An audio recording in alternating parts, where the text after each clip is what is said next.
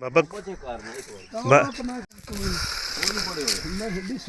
वखरी वखरी लानी थी ना कंध ताकि आखिर तक पता लगता कि इन्हें कितना स्पीड नाल काम मोड़े। ये तो मैं एक काम वेख्या तेरे ये खड़ा के वखरियां कराया आका जिथे मोरी आवनी है ए जरा खलोता शिमर दा रिश्तेदार बाबा इस मैंने बोलना है ये सारियां जी वितौलियां मैं इत्थे पढ़ छोड़नियां बंदे दे बच्चे बने आए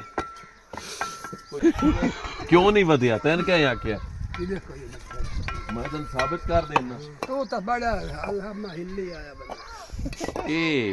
अलम विच औखा नहीं करिंदा मैं पढ़ छोड़ी इत्थों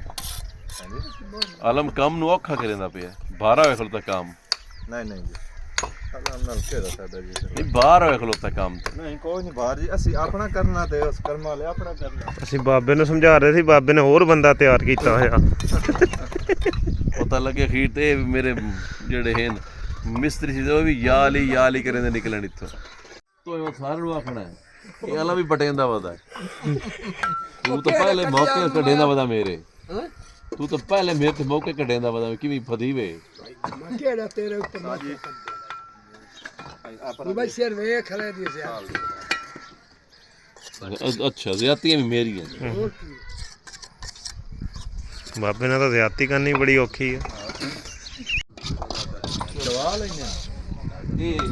सर ये आज पाया नहीं कल पाया आज पाया जी जी शुरू तो क्यों मसला ही नहीं जी त्रा त्रा वार लाइन तो चौरस दी गुणियां कीता बेली दो इंतजार करेंदा मार जी ਇਹ ਹੁਣ ਹੋਰ ਬਣਾਉਣਾ ਨੇ ਕਿ ਯੋ ਆਏ ਇਹ ਹੋਇਆ ਲੱਗਣਾ ਆ ਲੱਗਣਾ ਸੁਣਾਈ ਬਿਲਕੁਲ ਭੀਖ ਲੱਗਦੀ ਪਈ ਅੱਛਾ ਦਮੀ ਯਾਦ ਕਰਕੇ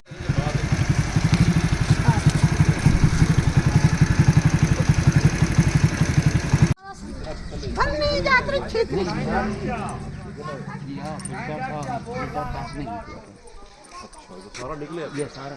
फिल्टर नवा लावना ये नवा कपड़ा ले आए उन्होंने ये लाया यार से सानू दराबतरी मजदूरी सानू बराबर हिसाब है ईडा ईमानदार है मालूम तो कोई नहीं अंदा देख लो ते कहीं दा मुंह दा बड़वा लो मैं तो भाई माड़ा बड़ा कई कान वाजे ते वत्ता ही तुम दर्द से भज के आ गए हो पैसे कमा लेने नाल हां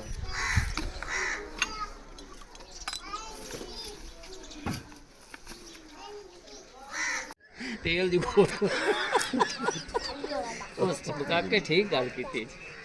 साडी सहूलत कीती ਇਹਦੇ ਨਾਲ ਦੇ ਕਾਕੇ ਹੁੰਦੇ ਨੇ ਜਿਹੜੇ ਆਪ ਗੱਬੜ ਹੋ ਜਾਂਦੇ ਨੇ मार लिया है जफर भट्टी दा